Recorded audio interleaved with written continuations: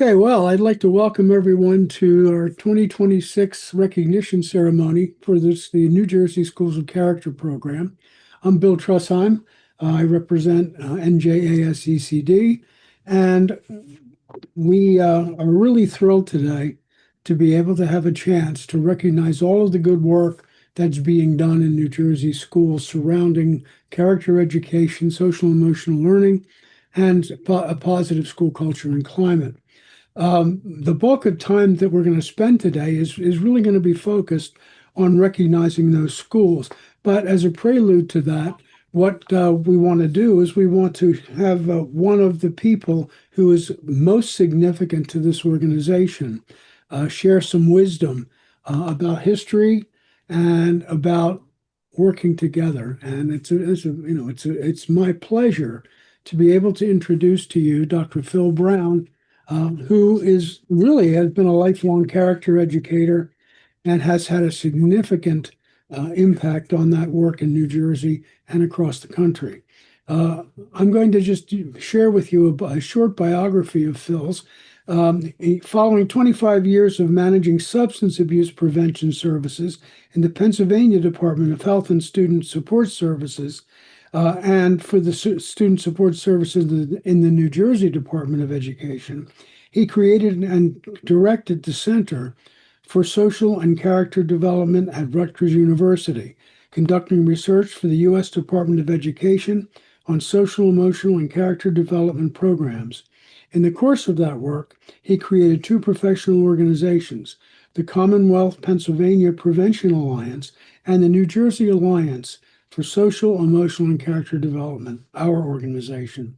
He's past president of the International Center for Assault Prevention and is the author of numerous government publications, articles, as well as two books. One, the two-volume Handbook of Pro-Social Education and School Discipline: A Pro-Social Perspective, both of which he co-authored and edited. In 2023, he was awarded the Lifetime Achievement Award called the Sandy Award from Character.org, and that is the highest award really that exists in character education. Please, everyone, please mute your mics. That'll make it a lot easier for everyone. Most importantly, Phil was the founder of this organization, which really did follow the loss of grant money that was really accrued to Rutgers for that center, and this organization was founded to do the work of that center as an all-volunteer organization. Since that time, Phil has had a significant role in the organization. Most recently, for the past 14 years, he has been the immediate past president of the organization. And his wisdom and his advice throughout the years has been very valuable in keeping us afloat and functioning well. So at this time, I'd like to introduce to you Dr. Phil Brown, who will share some wisdom about his talk, History Counts and Partnership Matters. Phil, welcome to the podium. Thank you so much, Bill. It's just a joy to be with all of you. And first, congratulations on being recognized and being on the Schools of Character path. That you're here means a lot to me, and more importantly to the children, families, and communities that you serve. My deep appreciation to the educators among you who have so recognized the values and principles and practices of character education and SEL, that you have taken on the extra duty to serve on the board of NJASECD or have served as evaluators for the state and national school character recognition process. Second, this is a transitional moment for me personally and existentially. I officially retired in 2010, and it occurred to me recently that that's 16 years ago. And for those of you who are still in the trenches, it's fair to ask, what in the heck am I still doing here? And then there's the related question, why should you even care? So my hope is in the next 20 minutes or so that you'll understand the answer to those two questions. So this is really a farewell speech, and I can share with you at the outset the two reasons it's been hard to let go of this work. First, having founded this organization represents perhaps the career accomplishment that I'm proudest of. Second, the people, the professionals for whom this work is vital and gives their work purpose are the finest colleagues I can imagine having. So now let's get to it. Can we go to slide 2? That's great. The framework I'm using weaves 3 seminal developments in character education concepts. We need to develop our head, our ability to think clearly and ably, using our hands, our ability to apply our learnings to the problems of the world, using them in the service of the heart, our values and sense of belonging to a family, culture, society that serves us all. As I talk, I'm going to weave these 3 references and a few stories about how my own life intersected with these principles of what it's like to be a human being doing this work. For starters, head, hands, and heart is a framework I first bumped into early in my character education work in about 1992 as I was looking for allies and collaborators and began working with specialists at the oldest public youth development organization in the country, 4-H. They were the first organization to embrace character education as part of their work, using character counts, the early dominant training model that some of you are familiar with and have used. Slide 3, please. Next slide.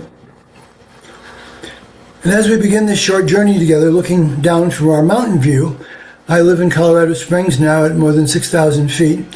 I ask us to use our imagination to feel into the story, letting go of a purely linear view of things. We're going to be going back and forward here, so that'll at least hopefully help you attend better to what I'm saying.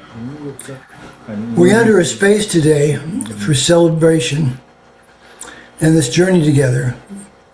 And storytelling and the preservation of our organizational and personal heritage.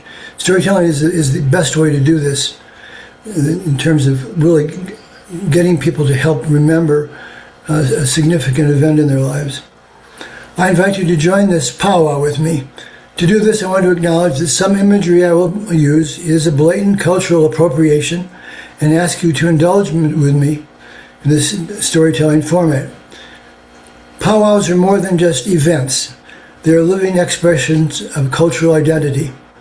These gatherings are essential for passing down traditions to younger generations, preserving languages and strengthening communal bonds. How we use the word tribe here to connote solidarity and togetherness without the negative connotations of its colonialist history. I ask our Native American ancestors for permission to use the wisdom of their communal structures for these honorable purposes. Living in Colorado Springs, the ancestral home of the Ute people, which is really located on Pikes Peak, which I can see as I look out my window here, I take this seriously, especially as my wife and I have been going forest bathing a couple times a year with someone certified to help us identify with this place. The reason this metaphor is important is that the worldview of Native American peoples was rooted in their thought of their communities generationally. They recognized the importance of their ancestors and elders and the commitment to the 7 generations that would follow them, and viewed their decisions in this context. So while I didn't much like thinking of myself as an elder when I was 60, I've decided that at 80 plus, maybe it's time I embraced it. Next slide, please. First, we'll call on our memories, our recorded history to look at the evolution of character education in our state and beyond. Please note that the 6 points in time represented here are part of a larger document referenced in the title, which has about 15 points of historical significance.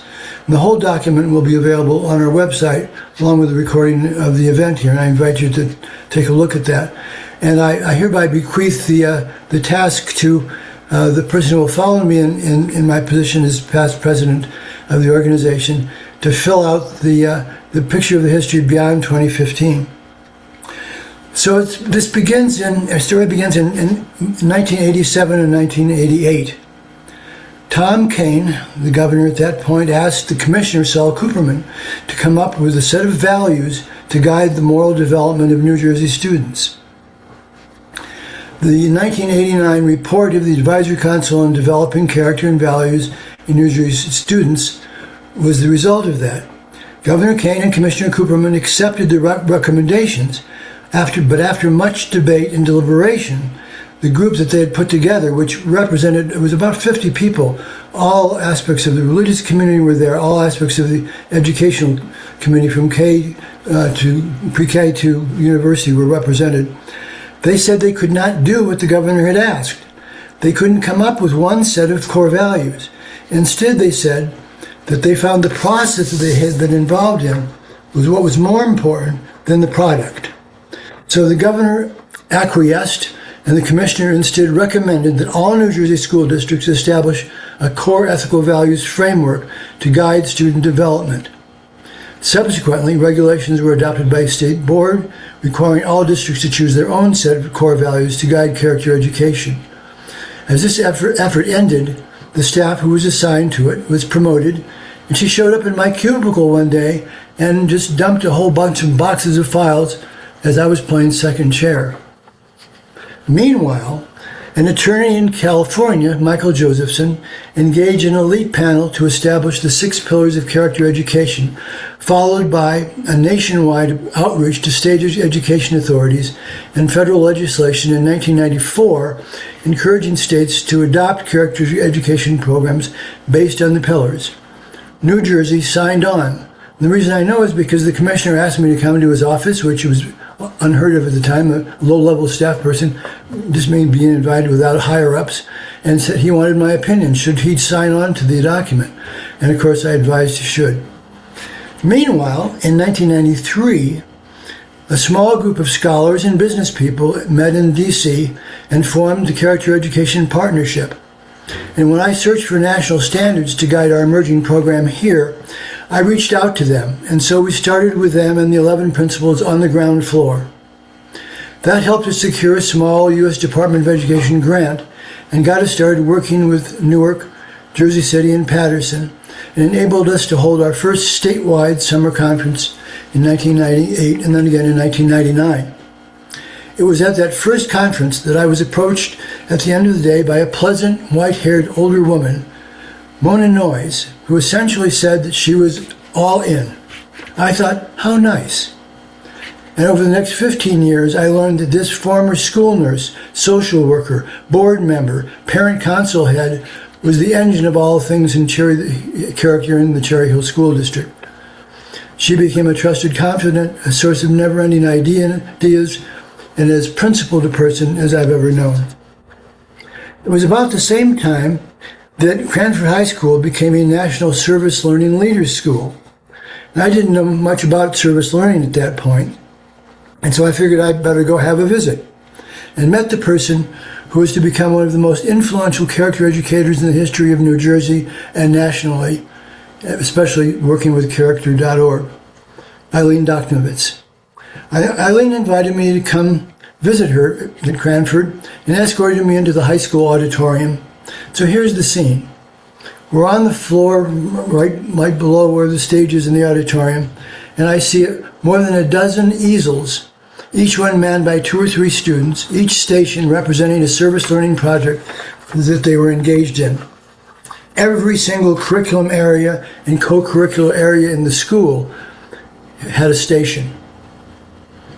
And then we were off to lunch, cooked and served by special ed students in their kitchen area. It was no surprise that a couple of years later, Cranford became the first public school to receive the National School of Character Award. And when Eileen retired some years later, I called her immediately and asked her to serve as a consultant, one of the best moves in my character education career. So now we're at about 2000. I should tell you, by the way, the bulk of my talk is going to be on this history. So as we go, you'll see that everything will gradually unfold, I hope. Well, we had a bit of momentum going at that point. We were a small program, a sort of afterthought in the grand scheme of the New Jersey Department of Education.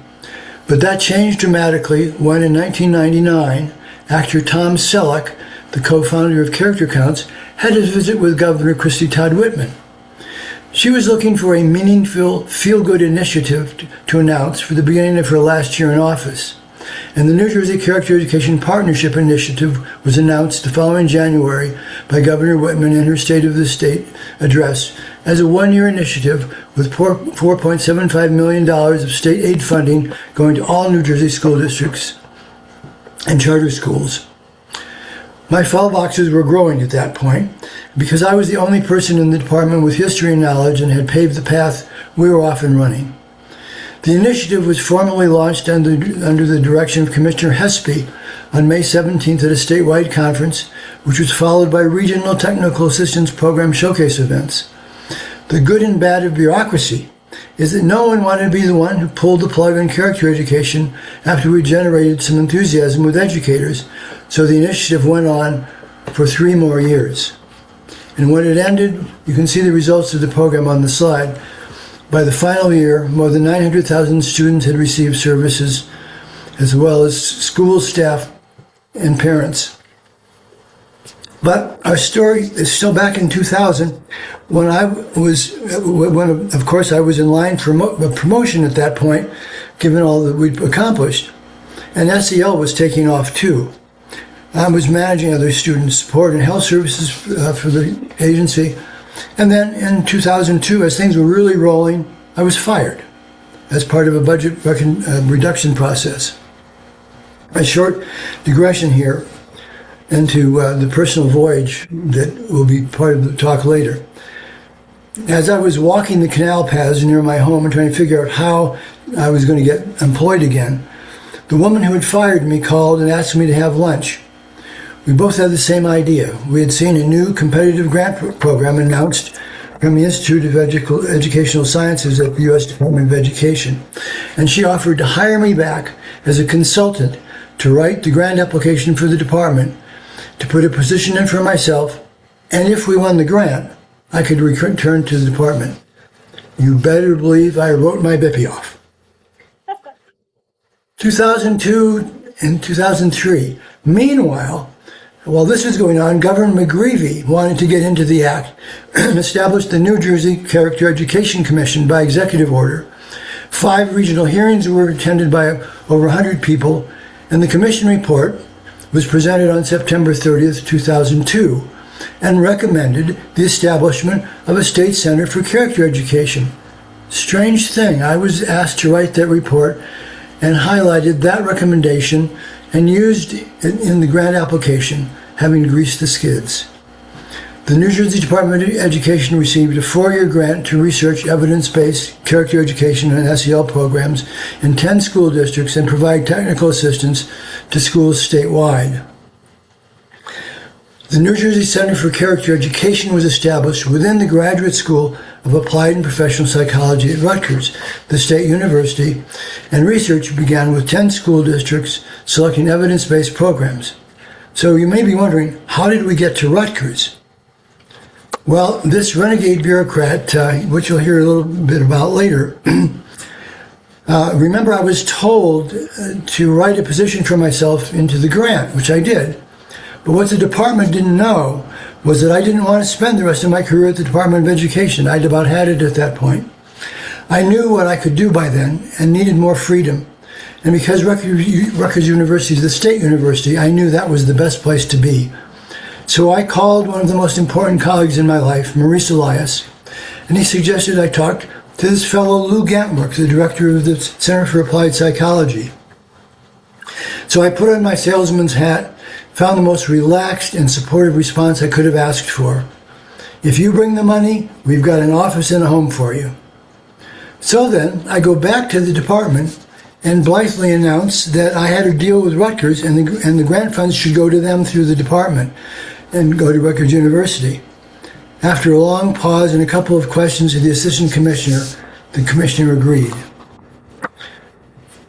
In 2006, we received a second 4-year competitive grant to continue our research and technical assistance and activities, and I'm proud to tell you we had the largest grant of any grantee in the country.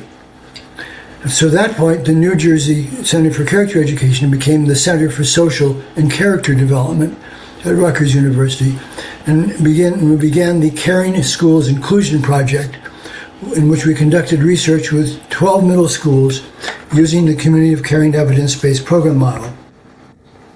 What we had learned by that point was that school staff didn't need just one more workshop about best practices in character education. You were already leading the way, as we discovered through the Schools of Character process, and so we changed plans and created a mentoring program to pair Schools of Character school teams with emerging school teams interested in learning from their colleagues. And our role switched to setting the table, providing some incentives, and supporting the interactions and growth of educators over a couple of years. It would be no surprise to you that Bill Trusheim was one of the mentor educators for that program. And it was part of what grew our professional relationship even closer. And as Mona Noyes put it to me in a recent conversation, we learned to structure, but not control, the professional interactions and growth. Also in 2006, CSCD piloted state-level state Schools of Character Recognition program for the National Character Education Partnership. How did that happen? At the time, CEP was still using its original model, awarding just 10 NSOCs nationally every year as bellwether exemplars. But by then, with our momentum, we had a few schools, and specifically ones in the Hamilton School District, that were denied the award for reasons that had nothing to do with the quality of their program. For them, it happened 3 times, and at that point, I realized that change was needed. So I wrote to the CEP and complained and offered an alternative, a first-tier Schools of State Character program, and opening up the National School Character program at the same time. I was invited to address the CEP board at their annual meeting at the Hartford Insurance Company headquarters in Manhattan, and after some heated discussions, we won the day. And by 2015, 30 states had adopted the New Jersey model under the aegis of Character.org. As I knew federal funding would end in 2010, by 28, I began to plan for a successor organization that could carry on what we had begun, while we still had some resources to launch it. So in 2008, the New Jersey Alliance for Social, Emotional, and Character Development was established under the nonprofit umbrella of EIRC in South Jersey, and the first statewide conference jointly sponsored with the NJDOE and CSCD was held. Where did this unwieldy name come from? It came about in a hallway conversation at Rutgers with my SEL counterpart in crime, Maurice Elias, when we bantered about how to position the new organization, and he became, as he was becoming recognized for his work uniting character education and SEL, so this formula emerged. The result of our research that we had conducted under Rutgers was later presented at the American Educational Research Association annual conference and highlighted by the U.S. Department of Education. Slide 5, please. Here is a partial list of the partnerships, all of which played a significant role at different times during the history I've just outlined, and without which some parts or all of the story would have been different, and in fact, we wouldn't be here today at all. You can see here just the number of different players, all of which really played a significant part in that story. Next slide, please. Now I'm going to turn a little bit to my personal voyage, and where for me the heart comes in. Although it's really only important today in the context that our community or tribe would have already known about me if we'd been small enough that you'd seen me grow up, which was one of the reasons that these small communities, that was how our species really began to learn to work together well, made a real difference in how individual growth was melded with communal growth. So I had a not atypical middle class upbringing. I went to Scouts and became a senior patrol leader. I was involved with my youth church group. I began to read Gandhi in my high school years, went into the Peace Corps after college, and became an activist during the Vietnam War, became a conscientious objector, and served alternative service as a result of that, and began working after I received my master's degree from Duquesne University. In Pennsylvania, where I was hired as the chief of the Office of Prevention and Training after going through the local and county levels, I was named that by the Governor's Council on Drug and Alcohol Abuse, which was the first drug and alcohol agency that later was merged with the Department of Health. And then the guerrilla bureaucrat emerged. I never thought of myself as a state level person, but I realized that I had an opportunity to make a difference that I hadn't expected. So I aligned myself with people in the State Department of Education because that's where the kids were, and we were trying to establish a way of doing prevention work in the drug and alcohol field. In the process, I alienated the folks who believed that all government resources should go towards treatment, not prevention. So I became the enemy. And wouldn't you know it, the next executive director of the agency there was my nemesis. From the treatment group, I was demoted, confined to my desk with a legislative inquiry threatened. And I knew I had to find another job. It was a narrow escape, and thoughtfulness of friends comes in here in a big way. One of the people I'd hired to work at a regional level in Pennsylvania was a guy from New Jersey who just happened to know that there was a vacant position in the New Jersey Department of Education. So I moved our family to New Jersey, a new home, and then was elected to the local school board and became the president of the school board before my term ended. And then our character education history begins. Again, new slide, please.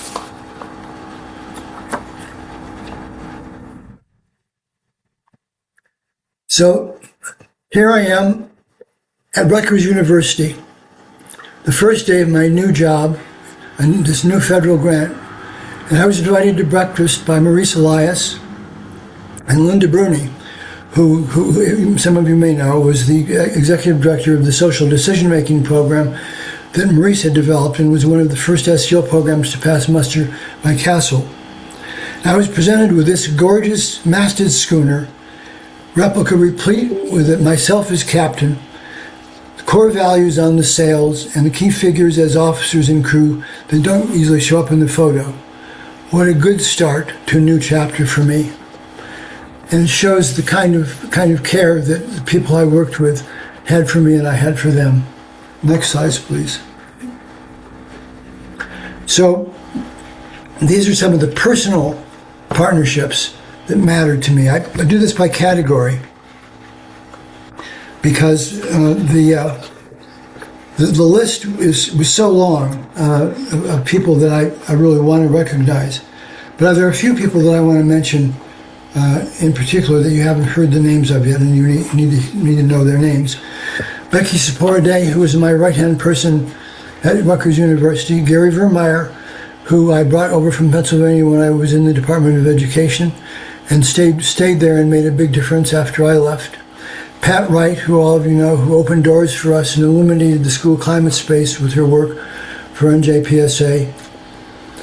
And someone who qualifies as both an administrator who taught me about professional learning communities as a vehicle for character education, a guiding light, and a cherished colleague, and as our current president for another hour or so at least, Bill Trusheim. When I asked Eileen Doknovitz to give me one of her famous stories to tell about our work together, instead of talking about herself and her leading role, which is really her one, this is what she wrote to me. Honoring the New Jersey schools for their character successes has always been a trademark of Bill's style, and Hurricane Sandy did not stop him. Braving terrain that resembled a Civil War disaster, the two of us successfully reached Washington, D.C. in time to honor our schools of character and make our presentation. The return trip, however, became a harrowing journey. Since Bill had left his family home without heat and electricity, he nobly tried to make amends by stopping in several states to find a portable generator and the gas needed to start it, an ordeal not helped by gas shortage and rationing. By the time we reached West Milford, the clock was striking midnight. Did our Odysseus receive an ovation for receiving his family? Hardly. No hero's welcome for intrepid Bill, because electricity and heat returned just a few minutes before his arrival. Eileen, by the way, was noted to be one of the most generous educators I ever worked with, but you didn't want to cross paths with her. One time we were doing a workshop, and someone, either I or one of my staff, had misspelled her name on her name card, and she publicly admonished it for us. And that was the way she had of making sure we knew that she had our number. Next slide, please. Well, finally, I want to leave you with some bits of elder wisdom. Always keep your values in mind and never stop learning. You all wouldn't be here if you didn't already know that.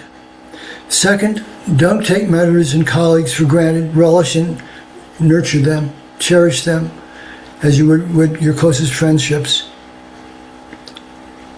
I would mention many more people, but beyond our wonderful board members who have given so much, a couple of other people you need to know about.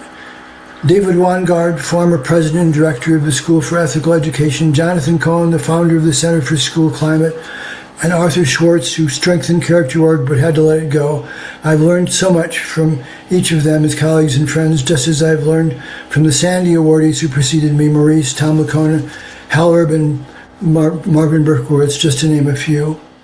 Third, learn to manage your skills, strengths, and weaknesses. When hiring people, I came to the unavoidable conclusion that I was not always the best decision maker, operating in what I thought were my infallible instincts. My initial judgments were often flawed, and so I got better gradually at considering other people's judgments to everyone's benefit. Fourth, find joy in your work and fail with integrity. I think you can see how much joy I've taken in this career path that I've chosen, and that's why I'm still here. And if you've operated according to your values, failure is a necessary antidote to self-centeredness and can open new opportunities to your life and you.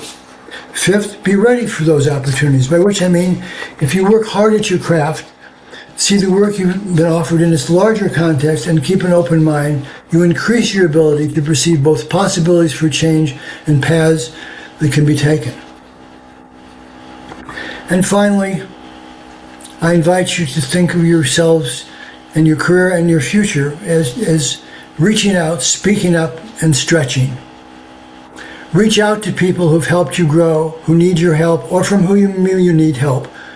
For example, as I retired, I reached out to two colleagues to write a book together, and we helped to coin the concept of pro-social education.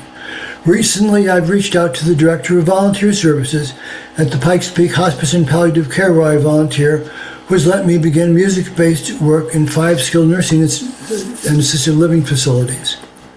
Speak up in a way that is grounded in your own values but leavened by the values of others, and stretch beyond your comfort zone to make a difference in the world. These days, for example, I don't hesitate to respond to discussions of Zen koans with the Roshi of the Springs Mountain Buddhist Sangha where I practice, and I show up in the streets. Oh yes, here it is, my prop.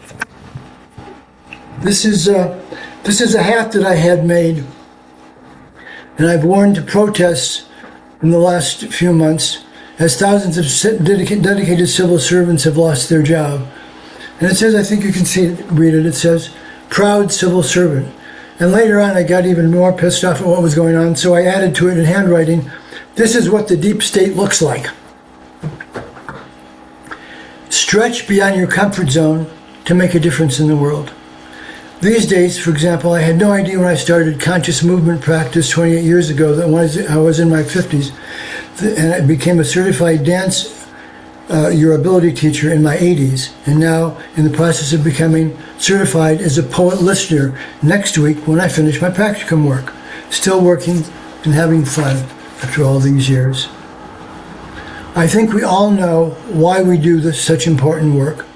Public schools are children's first experience and a learning laboratory of what it's like to be part of our particular society, how we can live and work together in our democracy despite our many individual and cultural differences, what it means to be a citizen. And as most of you have probably seen in a new 25-country study by the Pew Research Center, the the United States gained a dubious honor. Americans were more likely than any other nation surveyed to think that their fellow citizens were morally bad people. The students in the schools of character I have seen do not see their fellow students as bad people. Through your efforts, the seeds of goodness have been planted, and they want to help their fellow students, befriend them, and assist each other in belonging and contributing to the school community. And strange thing, it makes them happier, and they do better behaviorally and academically. As your founder and as a retired citizen, I thank you for the work you do and who you are. There's another slide here that I'm not going to talk about, but it's a slide that has a few pictures of the career that I talk about, and I leave you with that and turn the meeting over to Bill. Thank you so much for the opportunity to be with you. Bill, thanks so much for sharing your wisdom over the years. I honestly, you were one of my mentors in this work, along with Maurice, and you've been my advisor and confidant for the last 14 years as immediate past president. So I'd like to really reach out and say, I'm not going to say goodbye because I expect that we will remain friends. But your contributions to NJASCCD,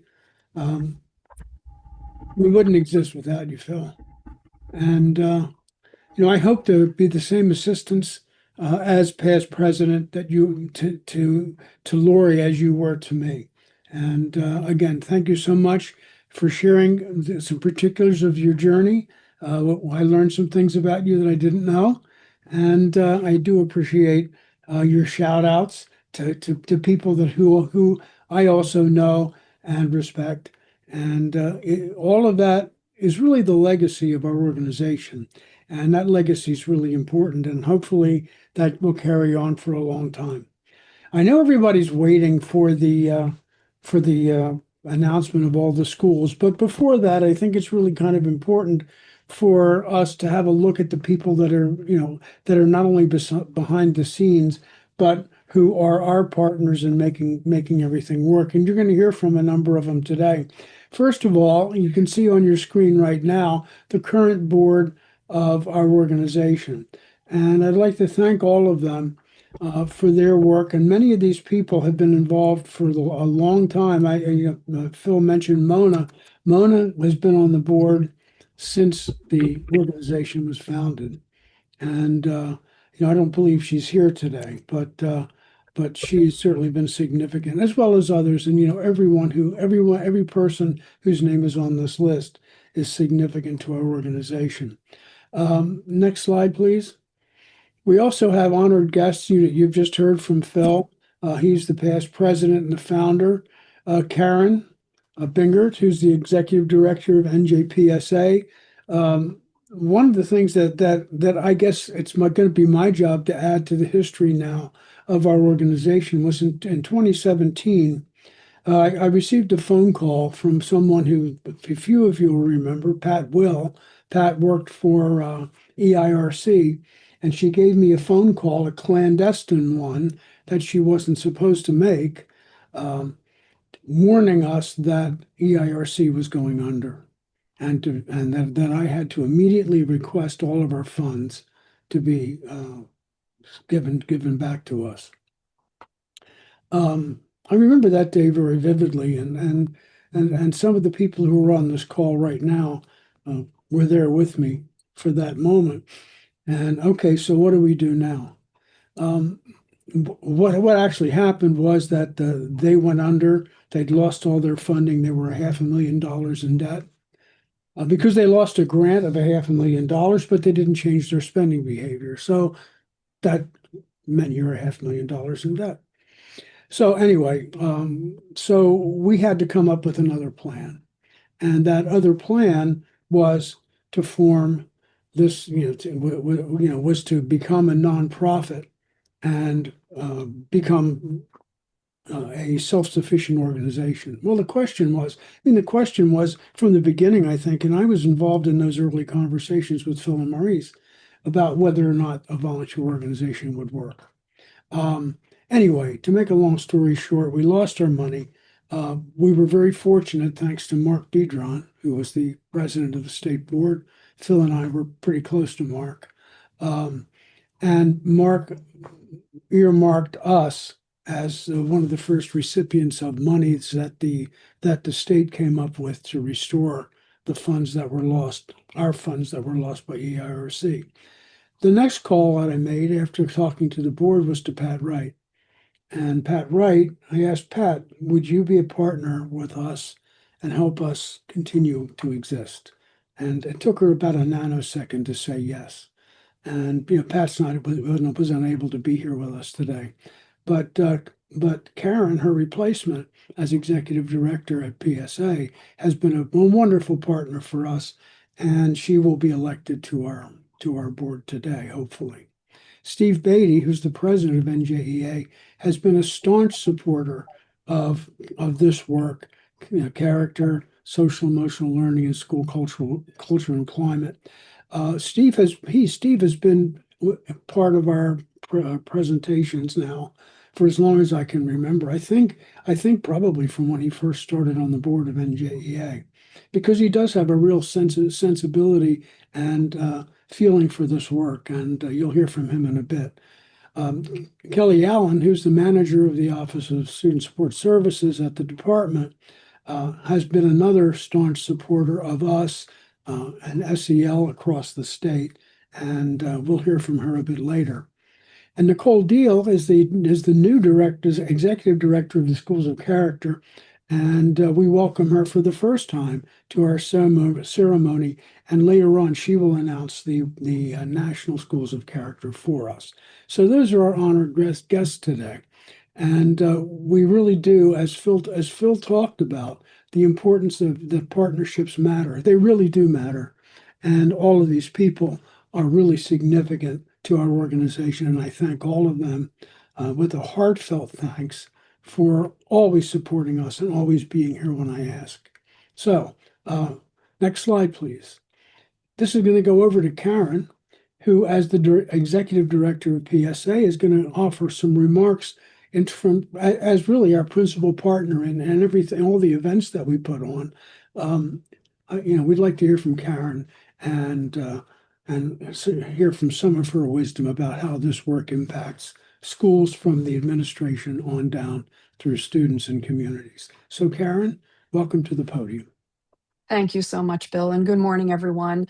I'm just so excited to see so many people here, including, I know, several school assemblies. So I just want to say hi to everybody out there in those big rooms with lots of kids and just being together to celebrate this wonderful accomplishment.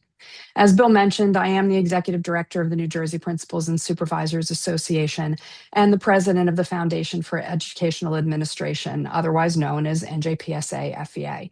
And I am honored to serve and represent over 9,000 principals, vice and assistant principals, supervisors, and directors across our state.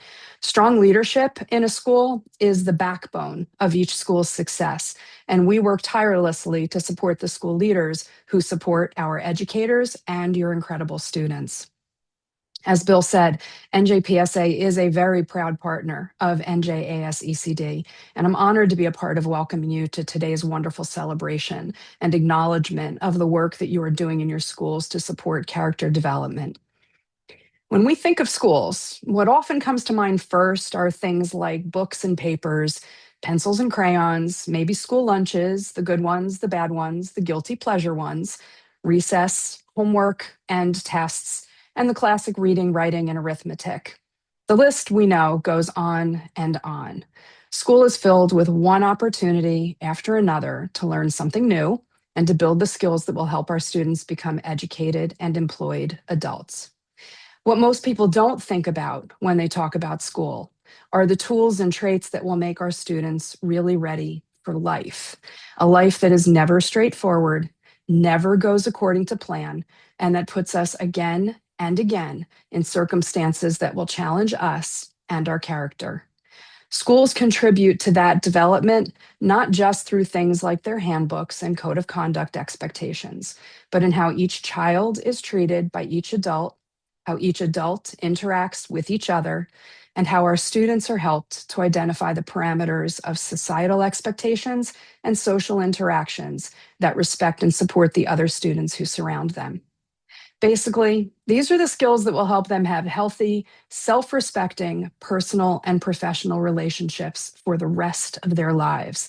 And these are the traits that help them hold themselves to ethical and moral behavior, even when no one is looking. And that's no small task. If you ask a random adult what they remember of their school experiences, they'll say things like friends, school activities, a favorite teacher, maybe a learning experience that pushed them and brought them success. Those are the easy answers. If you ask a random adult about how they felt about themselves while they were in school, how they felt they were treated by classmates and educators, how they feel they treated others, well, it's very possible that there will be a longer pause and a moment of reflection before answering, because that question cuts much closer to the quick. There is a moment of recall. Were others good to me? Was I good to others? Did I behave then, or was I treated then as I now know I should have been? Really, this is the pivotal question about schools, because the character, the humanity that our schools help develop is arguably the most important, the most applicable, and the most transferable skill that we teach our students. Each of you is here today because you, your wonderful students, your team, and your school have made a commitment to put character development front and center in the work you do. Not for a reward, not even for today's recognition, but because showing good character, teaching good character, building good character, and modeling good character is simply, and yet so profoundly, one of the most important things you can do in a school. Good character is not a trumpet call, but it's a steady drumbeat. In fact, it's the very heartbeat of a school and your school's heart, and more importantly, your students' hearts, because they beat out the message: I matter, I respect, I honor, I do right, I believe, I belong. And although we are here today to recognize your programming, your students are the real winners. I want to thank you for all you do to create schools of character. I am humbled to be in your presence today. And on behalf of NJPSA and FEA, I commend you not only for today's recognition, but for what it really says about your school and your students, that your values are placed on helping to raise good people, good humans, and good role models for generations to come. Congratulations. I'm so proud of all of you. Thank you so much, Bill. Thank you, Karen. I really appreciate our partnership and everything you do, that we do together. And it's really been significant in our continued success. And your words have certainly were not only apt but inspiring. So thank you very much for helping us kick this off today. At this point, I'd like to recognize Lori Coletti, who is the vice president of our organization, and Mary Reinhold, who is the current treasurer. But they also are our New Jersey School of Character state coordinators. And that is kind of a thankless job. And it's a year-round job as well. And I'm not going to go into the particulars, but I just want to recognize both Mary and Lori for the work that they do in communicating with schools, helping schools with their applications, helping to assign scorers and evaluators, and helping to set up this recognition ceremony every year. There are colleagues that mean a great deal to me, both of them. And so I'd like to now turn it over to Lori, who is going to get down to the meat of today's ceremony, the recognition of our schools. So, Lori, it's over to you. Thank you, Bill. And I want to welcome everyone here today. And for all of the people who are being recognized today, I am so very proud of all of you. My name is Laurie Coletti, and along with Mary Reinhold, we are the co-coordinators for Schools of Character for NJASECD and for New Jersey. We'd like to welcome you to the 2026 Schools of Character ceremony. As state coordinators, Mary and I have worked hard to organize applications, coordinate reviewer teams, create certificates, and prepare for today's ceremony. The evaluations of our 30 applications were completed by teams in partnership with Character.org. In addition, many of our reviewers served as site visitors, validating the National Schools of Character. We would like to recognize and thank all state and national reviewers. Thank you to Bill Trushheim for publishing the recognition booklet. Our results here in New Jersey are very exciting. New Jersey continues to have an outstanding number of schools of character in 2026. We congratulate you on your outstanding character initiatives and encourage you to become more involved with outreach in New Jersey and across the nation. Character education can and will have a global impact, and we believe it starts with all of us. This year, it is our pleasure to recognize 3 emerging schools and district of character, 4 honorable mention schools of character, 18 New Jersey state schools of character, and 12 national schools of character. Being named a school of character means each school has dedicated itself to social, emotional learning, identifying core values, and using a comprehensive, intentional, proactive approach to develop character, create a caring community, focus on moral action and service learning, engage families, partner with the community, enrich culture and climate, and embed character values throughout the curriculum. Over the years, New Jersey schools of character have grown in number and cover the entire state, which means our New Jersey students reap the benefits of the paradigm shift to having solid core values guide every aspect of school life. These schools demonstrate an understanding of expectations for academic integrity, sportsmanship, and ethical learning. Student-driven service learning abounds across our state. New Jersey parents feel welcome in their child's school and are partners with a voice in developing the kind of school their child attends. Kudos to the many New Jersey school teachers and staff who are embracing this change. The parents who work so hard to seek an enhanced environment for their children, the communities who are welcoming our children, and most of all, our children who are happy to come to a safe, caring school to learn. New Jersey led the way with an inception of the State Schools of Character program.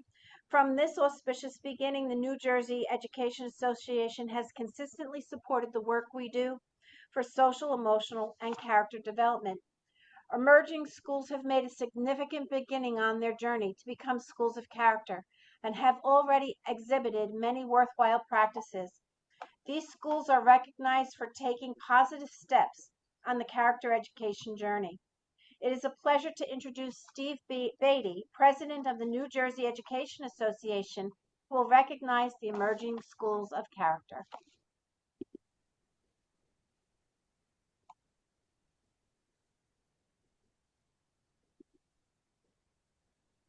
Steve, are you on the call?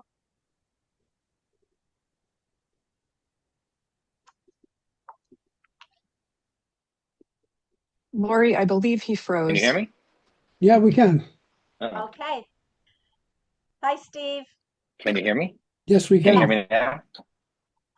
Yes, we All can right, hear perfect. you now. So yeah, I happen to be, I'm in a school, so that's why I'm just trying to find, I'm down in Little Egg Harbor Township at George J. Mitchell Elementary School. And just, as you know, sometimes the service here can be spotty, but that's really what it's about. And even just walking around briefly this morning as I arrived a few minutes ago and seeing the kids and seeing the work they're involved in. They're wearing different shirts. They have field day going on. The elements are going to be every day of what we celebrate, right? The best of what we do to make sure that our students every day are being, educated by the greatest we can have. And of course, getting all those things. So I want to thank everyone for being here and being part of it for my time, not only in the classroom and now as the president of the NJEA. Greetings on behalf of our entire leadership team and our nearly 200,000 members in every nook and cranny of the state who really do this work. And I see them on here today. My colleagues, my friends, my fellow brothers and sisters that do the work and are here being honored. So as a history teacher from Bridgewater Raritan Regional School District, and I had the honor of serving as the president of the New Jersey Education Association. And at NJEA, we care deeply about the success of our public schools. We all believe in the same thing, that every student deserves a great quality public education taught by great educators. And that's really what it's all about. For us, success is much more than we can actually measure. Of course, those all important things we care deeply about our students' achievement as measured by scores and grades, but there are so many other elements that our schools are almost impossible to measure but can always be felt. As president of the NGAA, I said, here I am today visiting schools. I remember when I was in Highbridge a few years back in the middle school, and they had built into every single day reading time in their middle school. Every class reading the same book, talking about the themes, including everyone in the school, the custodian, the principal, everyone in there, talking and relating on level. And we want to make sure that every school is like that. When you walk in, you can feel it. You can see the hum, the vibe that goes on there, the compassion and the understanding and kindness. You can sense when teachers and all the educators have delivered explicit instructions on self-discipline, integrity, and student-driven learning. And these elements of our schools matter, right? When our schools deliver explicit instruction and create environments for students to learn and grow and thrive in these ways, we ensure students are set up for success in their lives, wherever their learning takes them. For me, when I think about education overall and the purpose of our schools, I think about how we as educators ensure young people have the foundation they need to become who they want, to live up to their fullest potential as they grow older. And while not every job requires mastery of mathematics and history or science, every profession that I've ever known requires people learn to work with others, that they learn self-responsibility, they can follow through their words with actions, and they understand what it means to be empathetic, to be compassionate, to think about others as they do that. And that is really our primary goal in all that we do, despite any curriculum. And because of that, you see character as the universal language that sets our young people up for success. And God knows we need some of it today, I'll just say. And because of this, I am honored to be here with you all to celebrate and recognize the 2026 Emerging Schools of Character. The 2026 Emerging Schools of Character are well on their way to fully ensuring their students have everything they need to succeed. And I can't wait to see what the future holds for them. You all understand the 11 principles of framework, and when implemented, our children can and will become independent, self-sufficient, and perhaps, above all, resilient. As a lifelong educator, I view the emphasis on character development as a crucial component that we can all work on as school leaders. Through this, we can help our students develop their sense of agency and find tangible ways to contribute to communities. So it's my honor to introduce the 3 schools named Emerging Schools of Character. These schools are being recognized today for the ongoing improvements they made in transforming their schools into places of character. This year's 2026 Emerging Schools of Character are Belmar School District in Belmar, New Jersey, Lisa Munoz Marin Elementary School in Newark, New Jersey, and Thomas Edison Energy Smart Charter in Somerset, New Jersey. So let's hear it for them. Here on the We're All Together for all the incredible work that all these schools are doing for their students. Really wonderful. And in closing, I'd like to just congratulate all of our emerging schools one more time and recognize all the honorees. Everyone had a part in it. And of course, the students themselves, our educators, everyone that's involved, because it takes a village. It truly does. As we talk about communities and as I listen to Phil, I talk about his career and the things that he's done, the amazing work and what that means in bringing people together. And that's above all what we do and do best. So bringing people together. So on behalf of all my fellow union members and our entire organization, thank you for everything and congratulations to all the award winners. Thank you. Thank you, Steve, for joining us and for that beautiful recognition of our emerging schools. Emerging schools, I have to turn the page. Honorable mention schools are well on their journey to becoming schools of character by demonstrating a host of effective character practices, observing the 11 principles. These schools are recognized for using continued good practices on their character education journey. It is an honor to have a representative from the New Jersey Department of Education, Kelly Allen, with us today. Ms. Allen will be announcing the Honorable Mention Schools of Character. Ms. Allen, are you with us? Yes, thank you so much, Lori. It's wonderful to be here. I'm thrilled to take part in this ceremony. So I am Kelly Allen from the Jersey Department of Education, Office of Student Support Service. Every day, I'm inspired by the incredible work happening in schools to create environments where both students and adults feel welcomed, valued, and part of the school community. Everyone on this Zoom understands the vital role that SEL and character education play in our schools. These are not simply initiatives. They're fundamental to strong relationships, staff and student well-being, meaningful engagement, and academic success. Your efforts reflect what it truly means to embed SEL and character education into the fabric of your school communities with purpose and authenticity. I'd especially like to extend my congratulations to the schools receiving honorable mention to the Schools of Character program. This recognition speaks to the dedication, thoughtfulness, and purpose you've invested in building positive, supportive learning environments. Thank you for your commitment to this important work and for the lasting impact you are making on your students and school. Now let's take a moment to acknowledge and celebrate our honorable mention recipients, starting with Academy Street Elementary School in Dover, Dorothy L. Bullock School in Glassboro, as well as Thomas E. Bowe Middle School in Glassboro, and Warren Middle School in Warren. Congratulations again to all of the honorable mention recipients. Thank you so very much, Miss Allen, for recognizing our honorable mention schools of character. We are very proud of the journey that these people are taking, that the school's dedication and the students' efforts are causing them to have great success at their school for character education. At this time, Debbie Minieri and I have the honor to announce the 2026 Schools of Character. Please bear with me because I'm clicking and reading at the same time. Okay.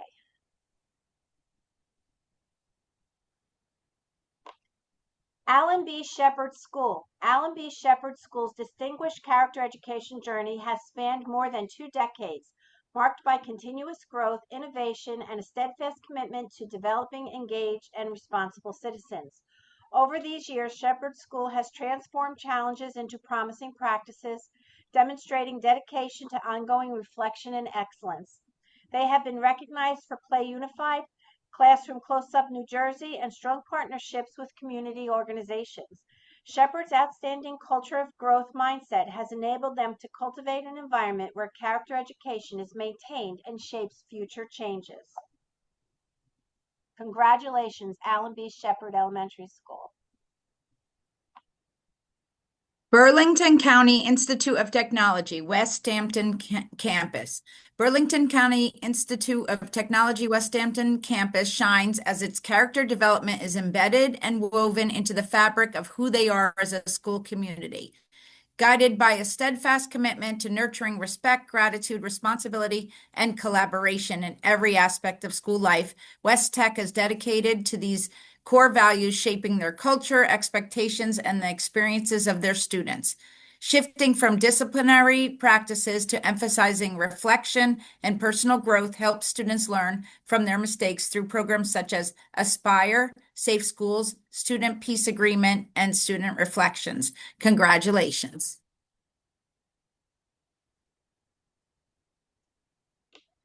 Carl Sandburg Middle School. Carl Sandburg Middle School has been purposefully and strategically committed to fostering a positive climate and culture for over a decade.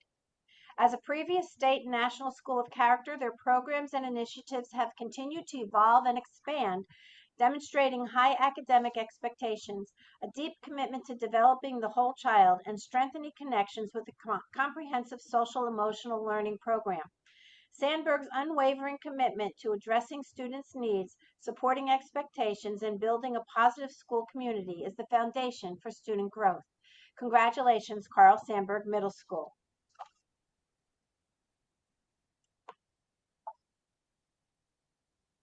Carolyn L. Rudder School. Rudder School's international character journey ensures every student develops a robust moral compass guided by their RAM strong core values, focusing on 2 key strategies: moral action and ethical standards through rigorous service learning compels students to move beyond passive learning, challenging them to assess community needs and translate values like responsibility and gratitude into meaningful action. This focus on student autonomy and ownership ensures moral development is tied directly to civic engagement. Congratulations. Donald Stewart Center for Early Childhood Education, School Number 51. Donald Stewart School Number 51 believes that character development in the early childhood classroom lays the foundation for lifelong learning. The guiding pillar, Friends Care, Friends Share, reflects the core values needed to build responsible citizenship for preschoolers. In meeting the diverse needs of the ever-changing population, Donald Stewart School Number 51 has nurtured lasting compassion for self, others, and the environment. Congratulations, Donald Stewart. General Charles G. Harker School. The General Charles G. Harker School works to define their focus and purpose as an instructional institute respecting character and morals as much as academics, with the goal of understanding and celebrating the differences that each of our students, staff members, and community members bring to our Harker School family. Harker School is consistently learning, growing, and adapting the character educational initiative to represent the stakeholders and show what Comet Pride truly means to the community. Congratulations.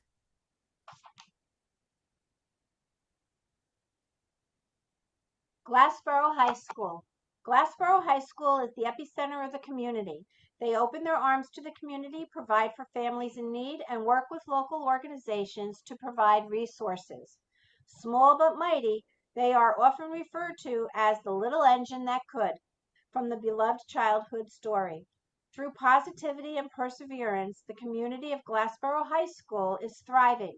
School pride and a deep-rooted connection to the community have helped them focus on service learning, respect, empathy, and communication. Congratulations, Glassboro High School. Hillside Elementary. Hillside Elementary School character journey spans more than 12 years, representing a sustained and evolving commitment to developing the hearts, minds, and actions of their students. Guided by the 6 pillars of character, trustworthiness, respect, responsibility, fairness, caring, and citizenship, these core values have served as the moral compass for the entire school community. Following these values, understanding that all partners in creating a kind, respectful, and responsible environment, the students recognize that character is not just taught, but it is lived with empathy, integrity, initiative, and compassion. Congratulations, Hillside Elementary. Joyce Kilmer Elementary. Joyce Kilmer Elementary is recognized for its positive culture and climate, as well as its strong tradition in character education. Their strong character education committee has maintained a clear and consistent character education vision through administrative changes and challenges, living by the core values of respect, responsibility, brave, caring, and citizen. Joyce Kilmer Elementary infuses restorative justice, embraces yearly themes, and supports SEL. The school model, rooted in values, growing in knowledge, exemplifies Wildcat pride. Strong family engagement helps affirm each child's unique strengths. Congratulations, Joyce Kilmer Elementary.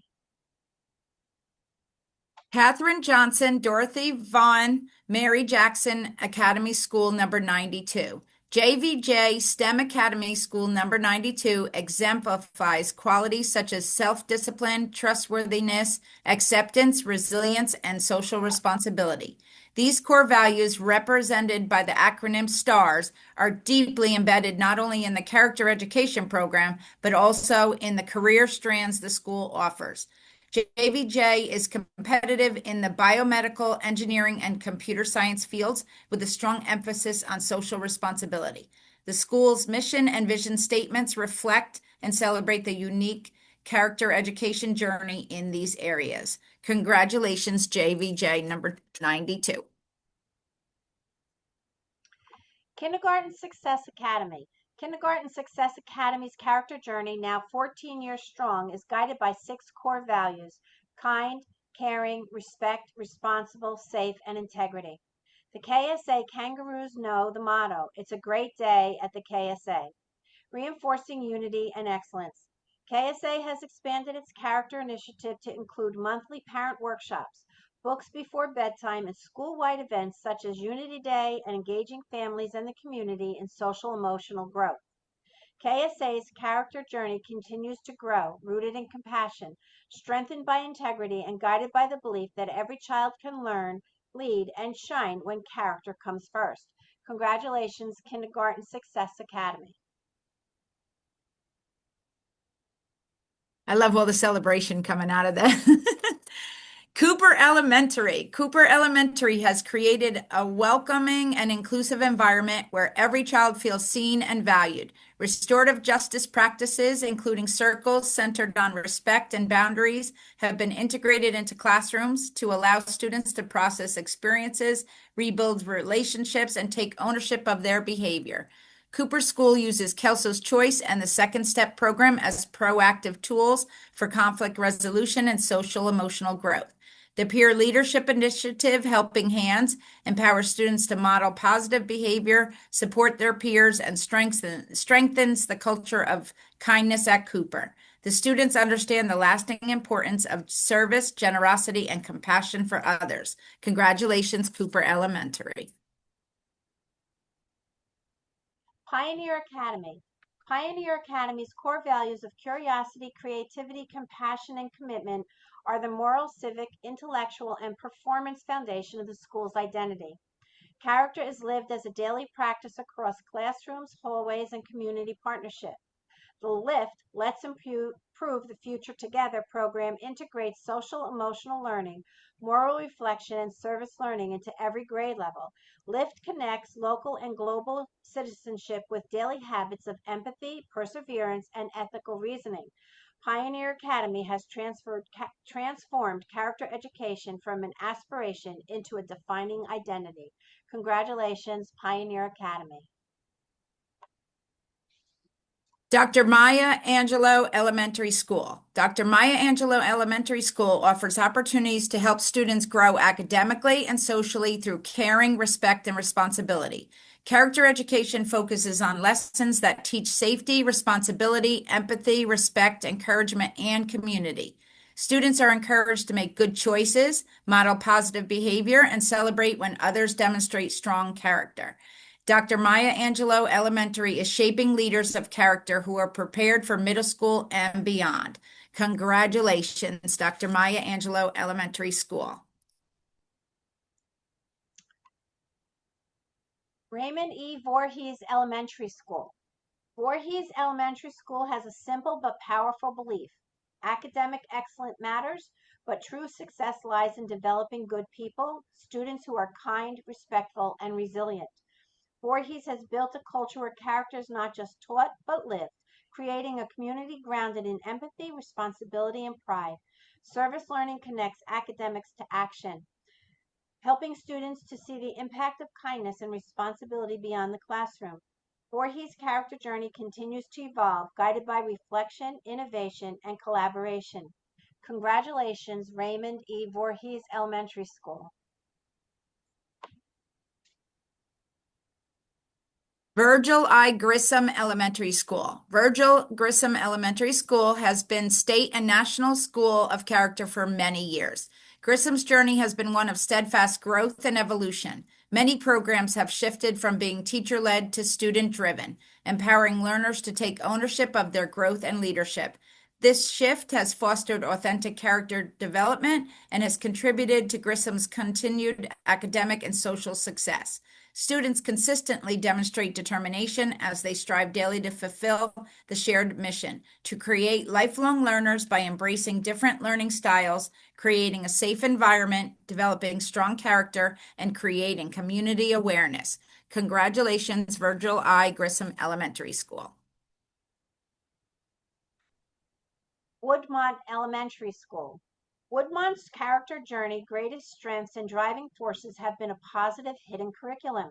The commitment to character education is the foundation of Woodmont's academic success. Woodmont is most proud of the day-to-day rewards received. Substitute teachers who frequently say Woodmont is their favorite elementary school to sub in. The number of visitors who say Woodmont is so nice. You can feel it when you walk through the door. And the local realtors who say families requested buying in the Woodmont zone. Woodmont will always care more about the feelings in the halls than the banners on the walls. Congratulations, Woodmont Schools.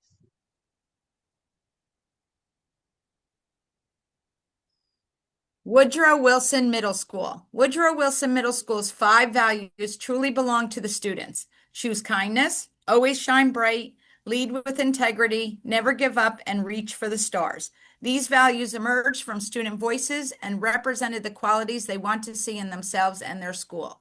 Woodrow Wilson committed to building a community where every student feels seen, valued, supported, and empowered.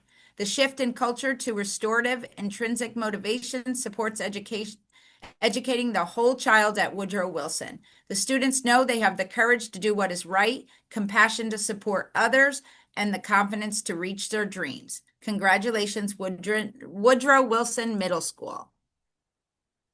Congratulations to all of the schools of character in New Jersey for 2026. Bill, would you like to introduce Nicole? Thank you, Lori. I'd like to introduce Nicole Deal, who is the new executive director for the Schools of Character program for character.org. And this is her first year in this job, and certainly it's been a successful year across the country, but particularly here in New Jersey. And I'd like to have her share a few remarks and introduce we actually have 13 national schools of character, and I'd like to have her introduce those schools to you as well. So Nicole, welcome to the podium. Thank you so much. I appreciate it. Good morning, everyone. I'm excited to be here on my first time celebrating with all of you.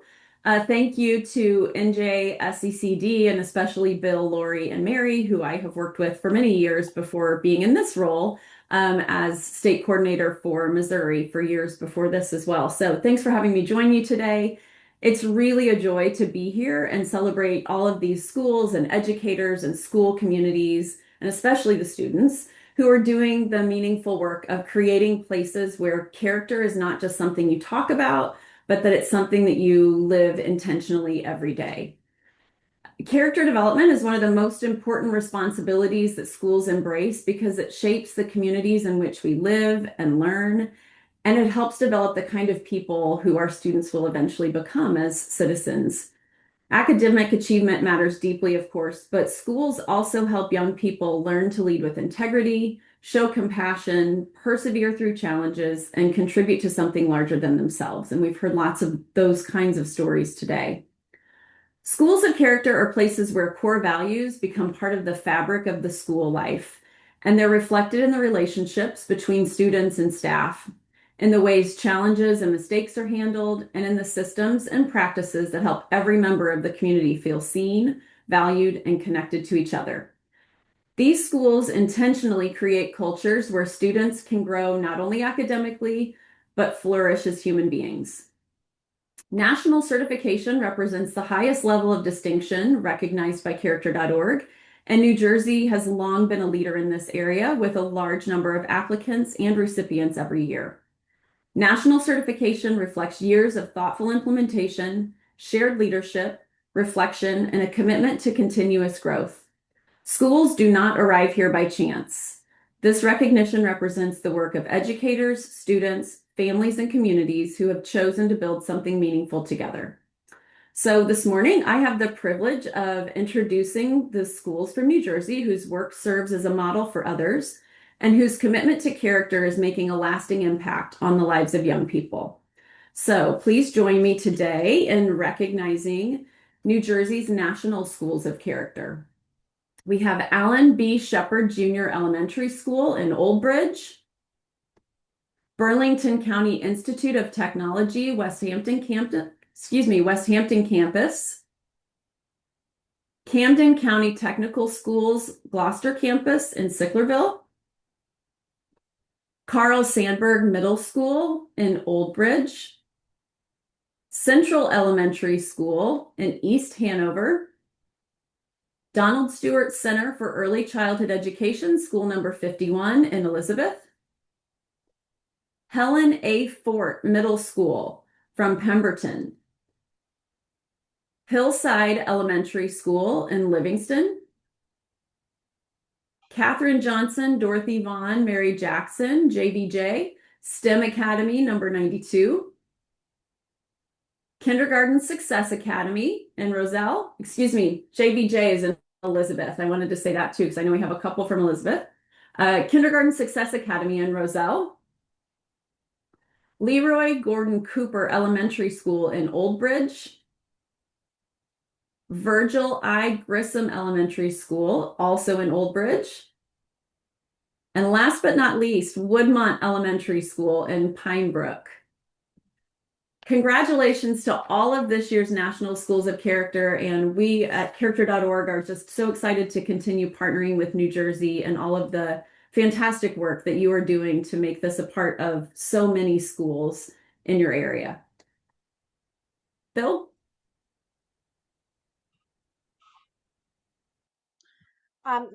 Before you start, Bill, I'd like to thank Nicole for joining us and recognizing the National Schools of Character.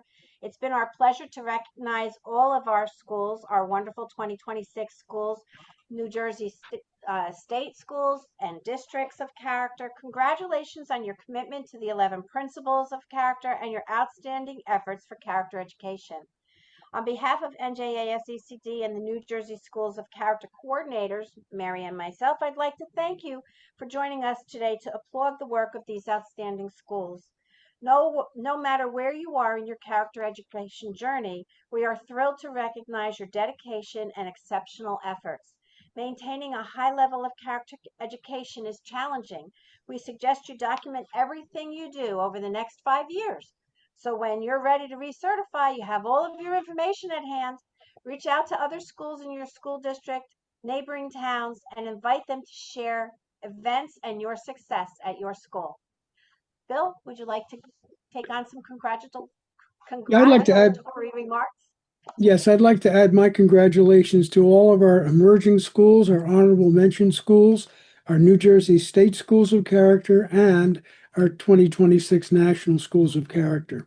You'll notice that all these categories kind of denote that this is, in fact, a journey.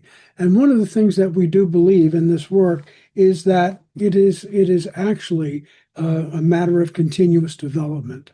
One of the things that we always tell our schools, and you will notice that a number of the schools that were honored today as national schools and state schools, this isn't their first rodeo. They've done this 2 and 3 times because they really have embraced the concept of the continuous improvement. So being a school of character or any of these recognitions is not an end point. It's really a jumping off point. And one of the reasons why we've been so successful in New Jersey is that, as you have seen from many of the people you've heard today, is that the point of outreach is something that a school of character can continue to do, and it's something, and we'll talk a little bit more about that perhaps later. But a lot of our schools have done that, and they continue to make their school a better place. Every one of these schools, for every one of these honors, has worked hard to gain that honor. And I'd like to thank the New Jersey school leaders and educators who have put in that work, and the parents, by the way, because they're part of this too, because parents are really the first character educators that their kids come across to make this happen in a school. Because what we do know, we've worked with a lot of schools over a lot of years, and what we do know is it makes the school better for everybody. And it makes everybody better for each other. And that's really the important thing. And so thank you for making such a positive impact on your schools. Your honors are well deserved, and I hope that you take time to celebrate. Today's recognition ceremony actually also provides an opportunity for us to attend to the business of our organization. It's required by our bylaws for us to have a general business meeting annually, and it's always been part of the ceremony to do that. So we're just going to take a few minutes. Really, the main business of the organization today will be to elect a new slate of officers. And so I'd like to call the annual business meeting of our organization to order. It's now 11:25. This business meeting, as well as all the additional meetings of the Board of Trustees, provides the means that we use to conduct the business of the organization. The board elected annually is entrusted with representing the members of the organization in dealing with business matters, setting the direction of the organization, working with a committee structure, planning and implementing events such as the ones today, as well as looking at ways to grow the organization in advancing our mission. In an all-volunteer organization such as ours, the success of the organization depends almost solely on the talents of those volunteers. I'd like to again thank the current board, including the officers, the members at large, and the committee chairs and co-chairs for their dedication during the current year of 2025-2026. Before we hold the election of officers for 2026-27, I would like to recognize 3 retiring board members for their service to the organization. Pat Carr has served on the board since her school became a school of character down in Oxford. Her work and her character with her character superheroes helped their school and many others advance this work. Thanks, Pat, for all the work that you've done. By the way, there will be each of these people will receive a certificate. You can't really see that all that well, but we'll send these out to everyone because we do certainly honor their service to our organization. So Pat is the first. Pete Clark is another. And Pete Clark has served on the board for many years, and he's mainly served as our liaison between our organization and Ryder, where we hold our in-person conferences. And his work has been exemplary with us. He's been a real asset in helping those events run smoothly. I'd like to wish Pete the best of luck as he leaves the board, and especially to spend more time with his grandchildren, which is, being a grandparent myself, I know how important that can be. Finally, Mona Noyes has been a steadfast member of the board since NJASCD was founded. I mentioned that before. Her work in Cherry Hill, as Phil mentioned, has been significant over the years, and she has since retired from Cherry Hill, but her impact is still being felt in those schools. I'd like to thank Mona for being a steadfast member, a good friend, as Phil said, a confidant, which she is. Mona's the kind of person when you meet her once, it's like you've known her your entire life. That's just who she is. And so I'd like to thank Mona for her friendship and for her work for our organization. As I said, we will be sending certificates to all of these folks for their service to our organization. So I'd like to thank all of them again for their role in the growth of NJASCCD. All of them are going to be hard to replace. We know that. But fortunately, we do have some willing and qualified candidates. And so I'm going to turn it over to Phil, our past president, who will, as by our tradition, he will conduct the election of officers for the 2026-2027 school year. Back over to you, Phil. Thank you, Bill. And this is my final official act as part of the Alliance. And, Bill couldn't do this before because he was up for election. So you can't have the person up for election run the meeting. That wouldn't look good, would it? Well, in the future, he may be in this same spot that I'm in now, I hope. So with that, I want to call business meeting to order again.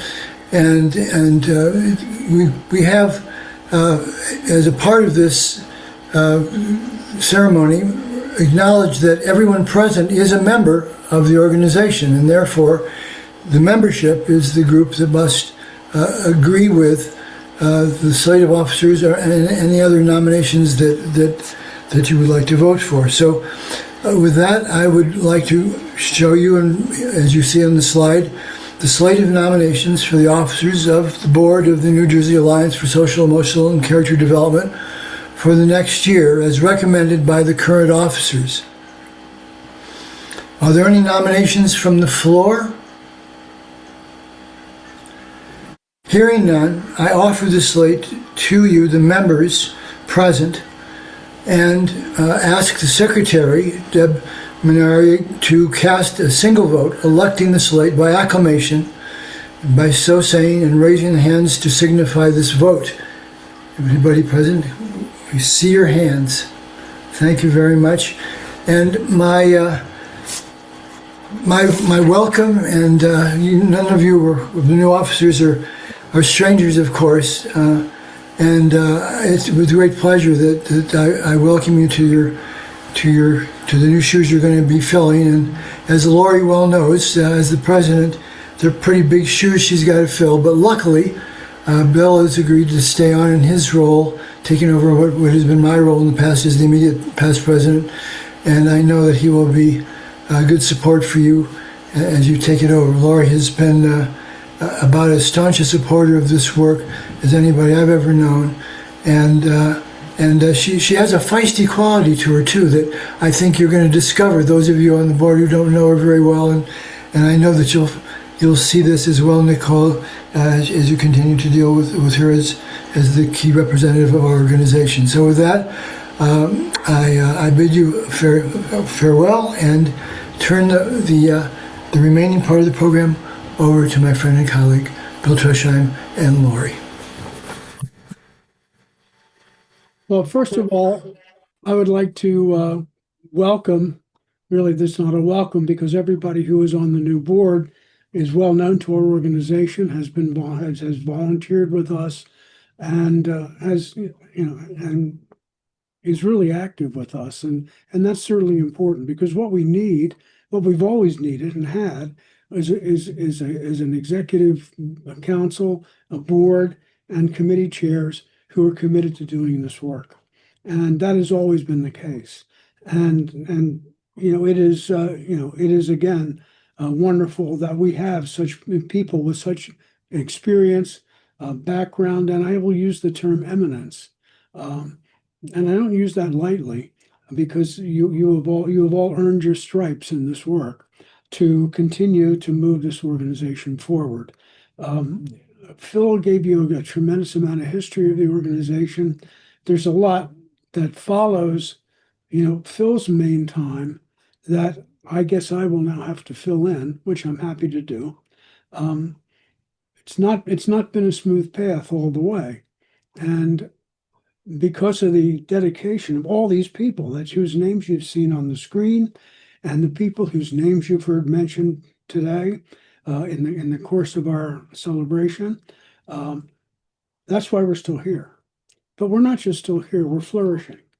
And this, in some ways, because it is transitional, in some ways it's an opportunity to re-energize the organization. So I wish all of you the very best. I again congratulate all of the schools that have been honored today. The work you're doing is terrific. Don't stop. It is continuous. It's a continuous development. If you want to volunteer in our organization, there's always a place for it. Get involved. Become a scorer. Become a site evaluator. Help another school. There are lots of ways to keep the work going. I guarantee you that when you do that, your school will become a better place for everybody in it.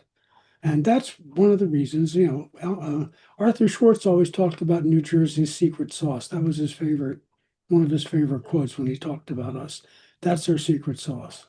Our secret sauce is the fact that everybody involved in New Jersey, schools, districts, whatever, they do the outreach that we ask for. They help others. They make their place better by making another school better. So if this is your first time around, do that. Find another school in your district or somebody close or somebody far away, because we do so much virtually now that it's really important that you keep the work going for yourselves and for others. And that's our secret sauce. So again, congratulations to everyone. And I'd like to thank you all for being here today for our closing ceremony.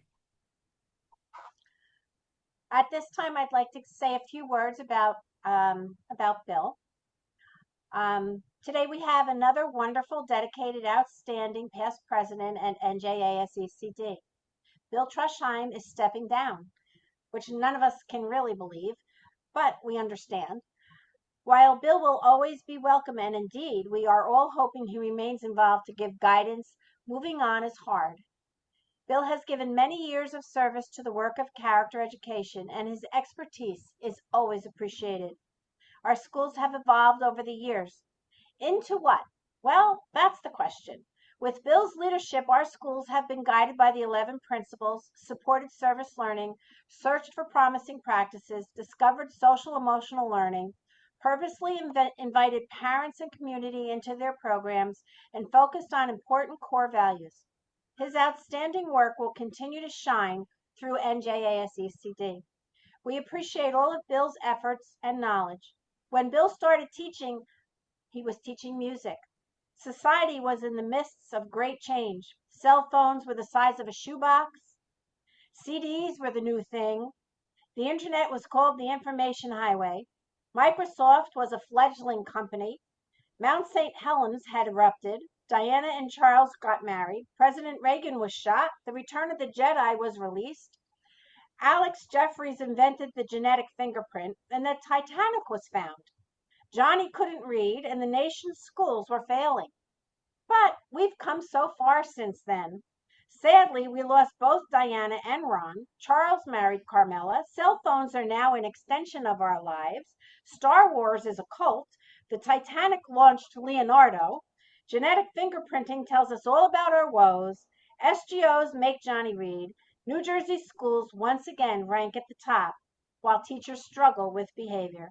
And through it all, Bill worked hard to bring positive climate and culture, empathy and warmth, friendly learning environments for teachers, students, and parents, and has gladly shared his knowledge, his creativity, and his time with all of us and everyone who is connected with education. Bill, you are truly an outstanding individual. It has been a joy to know you and call you my friend. Thank you for everything, Bill, and I look forward to working with you very closely as we move forward. We also have a certificate for you, but as usual, we're on virtual, so it's going to get mailed out. I also would like to talk a little bit about our summer workshop that's coming up. It's going to be at Rider University on August 19th. You can register for the event through the code below. Use your QR code. You can take a picture of this with your camera if you're interested.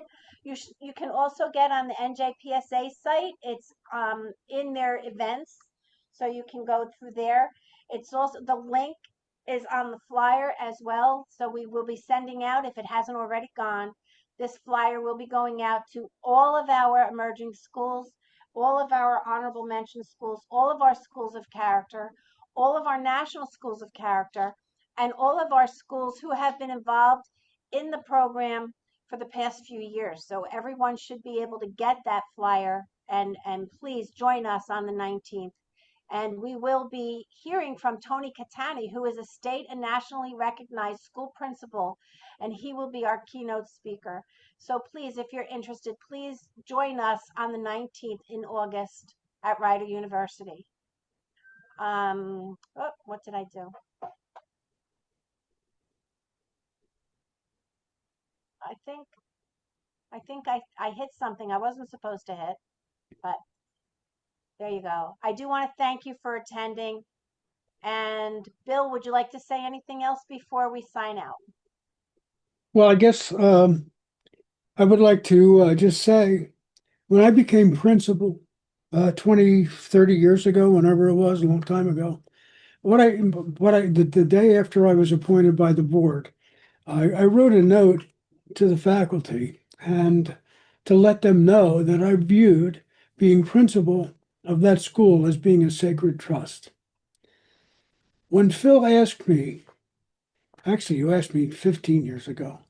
I didn't say yes right away. It took me a year to not be a superintendent of schools anymore because I didn't think it was fair for me to become a president of an organization when I couldn't guarantee that I would be at every meeting.